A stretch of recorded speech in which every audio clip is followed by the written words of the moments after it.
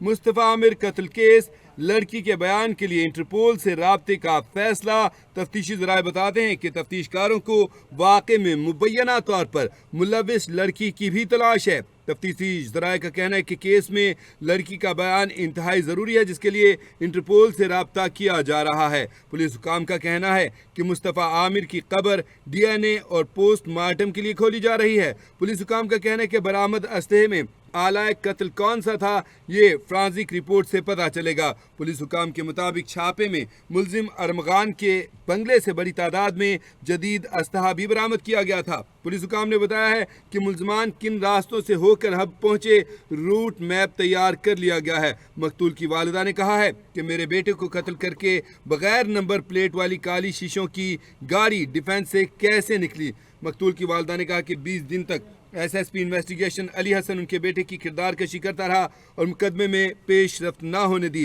नाज़रीन, ये मुस्तफ़ा कत्ल केस का वाक़या क्या है, इसके पीछे छुपी कहानी क्या है और सूरत हाल क्या नज़र आ रही, मामलात हैं क्या, बात करते हैं। हमारे साथ एंकर पर्सन तजज़ियाकार रुखशान मीर लाइन पर मौजूद हैं। जी रुखशान मीर, क्या समझते हैं आप इस केस के बारे में? जी, कराची से एक माह कबल लापता होने वाले मकतूल नौजवान मुस्तफ़ा आमिर केस में एक नया मोड़ सामने आ चुका है। कराची पुलिस ने तहकीकात का दायरा कार मजीद बढ़ा दिया है। इंटरपोल भी इस केस की तहकीकात में शामिल हो चुका है, जबकि अदालत ने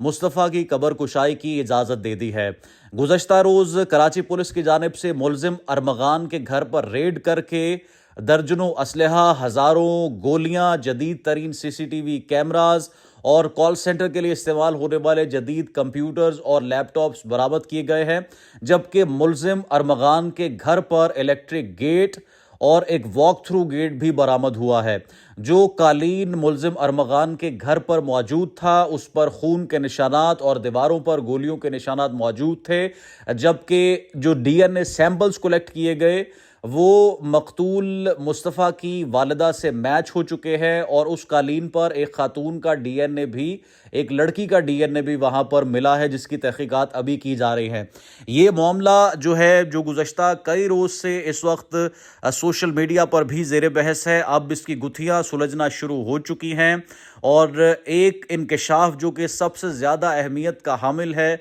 वो मकतूल नौजवान मुस्तफ़ा आमिर की वालिदा ने किया है कि सारे के सारे मामले में मार्शा नामी लड़की मुलव्वस है। मेरे बेटे और अरमगान में चपकलिश की वजह भी वही मार्शा नामी लड़की है और उस लड़की ने ही अरमगान को, मेरे बेटे को मरवाने का कहा था और अगवा के बाद दोस्तों के हाथों कत्ल मुस्तफ़ा आमिर की वालिदा ने ये भी इल्ज़ाम आयद किया है कि अरमगान ने मार्शा शाहिद को ये फ़ोन करके बताया कि मैंने मुस्तफ़ा को मार दिया है और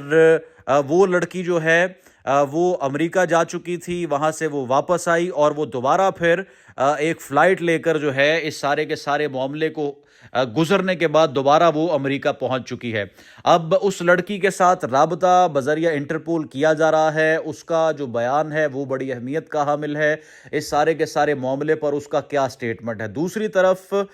DNA सैंपल मैच होने के बाद और कुछ कॉल डाटा इकट्ठे होने के बाद जो इंकशाफात हुए हैं वो इंतहाई खौफनाक हैं। बुनियादी तौर पर 6 जनवरी 2025 को मकतूल मुस्तफ़ा की वालिदा की जानिब से FIR का इंदराज करवाने के लिए बहुत कोशिश की गई कि उनका बेटा शाम 6:30 बजे का घर से निकला है लेकिन वापस नहीं आया। पुलिस ने उसकी वालिदा को वापस भेज दिया ये कहकर कि वो अपनी मर्जी से कहीं पर गया होगा, लेकिन बाद में वालिदा की जानिब से कोशिश की जाती रही और इसी दौरान यानी मर्डर के बाद एक अमरीकी नंबर से कॉल आती है वजीहा आमिर जो कि मुस्तफ़ा आमिर की वालिदा हैं, उनको और तावान का मुतालबा किया जाता है और फिर दोबारा से राब्ता किया जाता है वजीहा आमिर की जानिब से पुलिस के साथ और फिर मज़ीद जो है वो ट्रेसिंग की जाती है। इसी दौरान नंबर ट्रेस होने के बाद पुलिस की जानिब से एक रेड अरमगान के घर पर किया जाता है और फिर अरमगान के घर के अंदर से फायर खोल दिया जाता है, जिसमें DSP समेत 4 पुलिस एहलकार जख्मी होते हैं। फिर अरमगान को जो है वो गिरफ्तार किया जाता है एक बड़े ऑपरेशन के बाद और उसी दौरान फिर ये मालूम होता है کہ ملزم ارمغان کے گھر پر غیر قانونی اسلحہ بڑی تعداد میں موجود ہے، بڑی رائفل گنز وہاں پر موجود ہیں، چھوٹے پستول وہاں پر موجود ہیں، اور وہ تمام لڑکے جو کہ مصطفیٰ کے قتل میں ملوث ہے وہ یا تو ارمغان کے ان میں سے کچھ دوست ہیں اور کچھ اس کے اس کال سینٹر میں بطور ملازم اس کے ساتھ جو ہے وہ کام کر رہے تھے۔ یہ سارے کا سارا معاملہ ایک انتہائی خوفناک موڑ تک پہنچ چکا ہے۔ انکشافات یہ بھی ہوئے ہیں کہ ارمغان کی جانب سے مصطفیٰ کو گھر پر تشدد کا نشانہ بنایا گیا، بعد میں اس کو اسی کی گاڑی میں بٹھا کر ہب بلوچستان منتقل کیا گیا، اور وہاں پر جب ڈگی کھولی گئی تو اس وقت مصطفیٰ زندہ تھا، وہ اپنے ہوش میں تھا، اور وہاں پر پیٹرول چھڑک کر اس کی گاڑی کو آگ لگا دی گئی اور اس کو وہیں پر جو ہے وہ چھوڑ کر واپسی کی راہ اختیار کی گئی۔ اور پھر اسی دوران ایدی سینٹر کو جب یہ تمام خبر ہوئی اور ان کو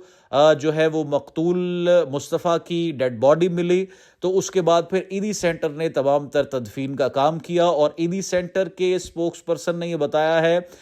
کہ مصطفیٰ عامر کی لاش جو ہے اس کا صرف دھڑ موجود تھا، نہ بازو نہ ٹانگیں اور نہ سر، اور انتہائی جو ہے وہ تکلیف دہ اور پریشان کن تمام تر صورتحال تھی۔ مزید اس حوالے سے جو ہے وہ انویسٹیگیشن کی گئی تو یہ بھی معلوم ہوا کہ مصطفیٰ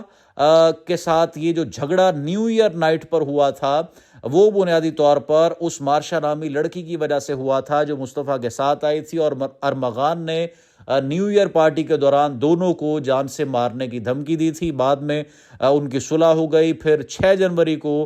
مصطفیٰ عامر کو ملزم ارمغان کی جانب سے اپنے گھر پر بلایا گیا اور اسے تشدد کا نشانہ بنایا گیا۔ اس ساری صورتحال میں جو سب سے اہم بیان ہے وہ مارشا کا تو ہے کہ وہ لڑکی جس کی طرف تمام تر اشارہ کیا جا رہا ہے، لیکن جو ملزم ارمغان ہے ان کے والد نے میڈیا سے گفتگو کرتے ہوئے جو اپنا بیان دیا ہے اور جو مسلسل وہ سٹیٹمنٹس دے رہے ہیں، لگتا تو یوں ہے کہ وہ بھی ایک نشے کے عادی شخص ہے اور اپنے حواس مکمل طور پر کھو بیٹھے ہیں، اور وہ کیا سٹیٹمنٹ دے رہے ہیں، کبھی وہ کہتے ہیں کہ میری جان خطرے میں ہے، کبھی وہ کہتے ہیں کہ میں جج کو پیسے اگر دے دیتا تو یہ کیس سالو ہو جاتا، کبھی ان کی طرف سے یہ بیان دیا جاتا ہے کہ اگر اس سارے کے سارے معاملے میں پیسے لگا دوں تو میری جان بچ سکتی ہے، کبھی وہ عملے پر چڑھائی کرنے کی کوشش کرتے ہیں، کبھی وہ یہ کہتے ہیں کہ میرے بیٹے کو ریہیب سینٹر منتقل کر دیا جائے، وہ بے قصور ہے، کبھی وہ یہ مانتے ہیں کہ وہ منشیات کا عادی ہے، کبھی وہ یہ الزام عائد کرتے ہیں کہ مصطفیٰ ان کے بیٹے کو نشہ فروخت کرتا تھا جس کی قیمت لاکھوں روپے تھی، چند گرامز کا وہ نشہ ہوتا تھا۔ تو یہ اس وقت تمام تر جو صورتحال بنی ہوئی ہے اس نے چند لوپ ہولز کو بھی ظاہر کیا ہے کہ سندھ میں کراچی میں بڑھتا ہوا جو منشیات کا استعمال ہے اور بالخصوص نوجوان جو اس ناسور کا شکار ہو رہے ہیں وہ کس حد تک خوفناک ہے۔ دوسرے نمبر پر موبائل فون، انٹرنیٹ اور جو پارٹی کلچر ایک پروان چڑھ رہا ہے وہ نوجوانوں کے لیے، اسٹوڈنٹس کے لیے کس حد تک خطرناک ثابت ہو سکتا ہے اور اس سے کس حد تک جو ہے وہ مسائل پیدا ہو رہے ہیں۔ تیسرے نمبر پر یہ ان دنوں بہت سے ایسے کیسز سامنے آ رہے ہیں جن میں دوستی جو ہے وہی دشمنی میں تبدیل ہوتی ہے اور پھر اس طرح کے ناخوشگوار اور انتہائی تکلیف دہ واقعات پیش آتے ہیں۔ یہ سارے معاملات جو ہے انتہائی توجہ طلب ہیں، اور اس سارے معاملے میں جو پولیس کی انویسٹیگیشن جو کہ شروع میں انتہائی ناقص تھی اور بعد میں پھر جب شواہد ملتے گئے تو اب ایک فعال کردار ادا کیا جا رہا ہے، یہ سارا معاملہ جو ہے اس وقت ایک بہت زیادہ توجہ طلب اور بہت زیادہ حساس نوعیت کا معاملہ بن چکا ہے۔